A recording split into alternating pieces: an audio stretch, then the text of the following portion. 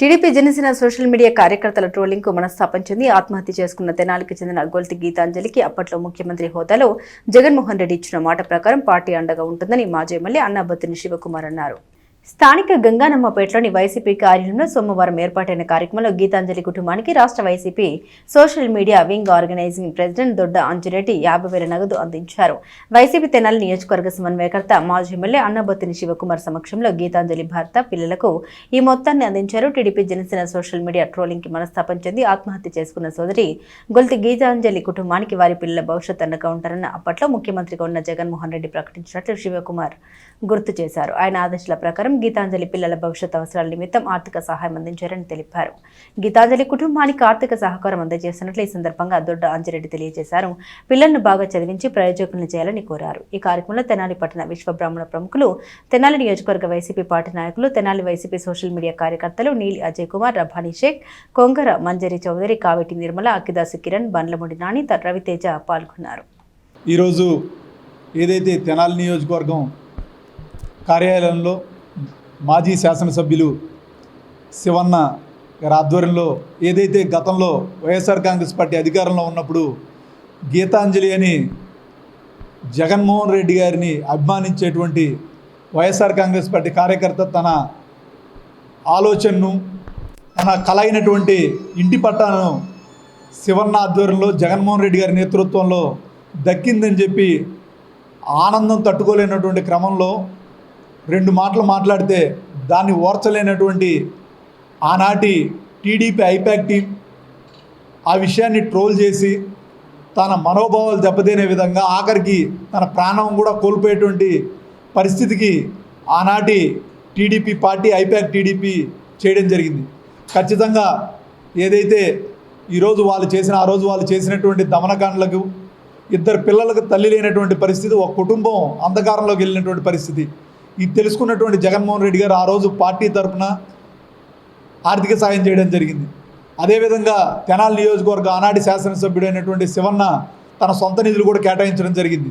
అంటే కార్యకర్తకు అండగా ఎల్లవేళ్ళ వైఎస్ఆర్ కాంగ్రెస్ పార్టీ ఉంటుంది, వాళ్ళని ఆదుకుంటుంది అనడానికి ఇదే నిదర్శనం.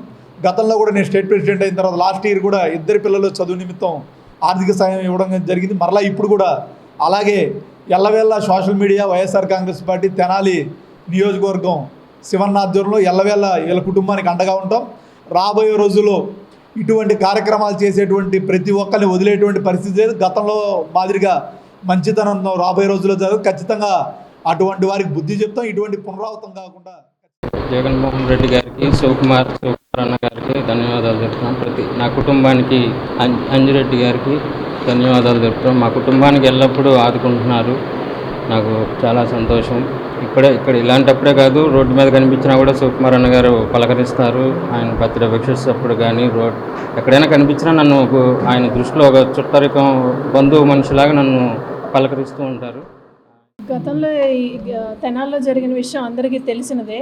గీతాంజలి అనే అమ్మాయిని ట్రోల్ చేసి నేను సూసైడ్ దాకా ప్రేరేపించి చనిపోవటం జరిగింది.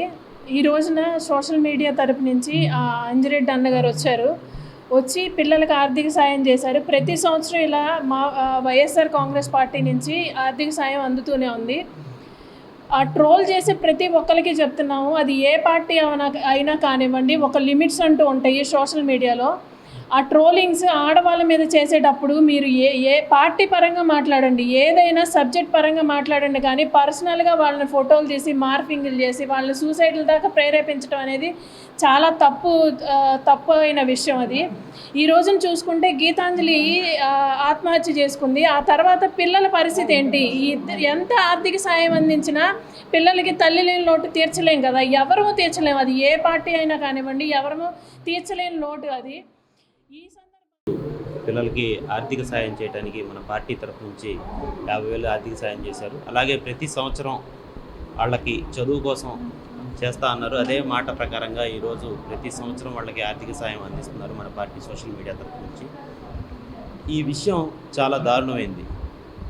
గతంలో ఒక ఆడవాళ్ళు బయటకు వచ్చి తన స్వేచ్ఛగా తన ఆనందాన్ని పంచినందుకు ఈరోజు ఆమె లేకుండా చేశారు ఈ ప్రపంచంలోకి.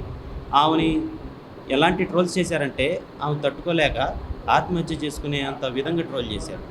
ఆడవాళ్ళు వచ్చి స్వేచ్ఛగా ఒక మాట ఆనందాన్ని పంచుకోవటం కూడా తప్పైపోయిన లోకం ఇది.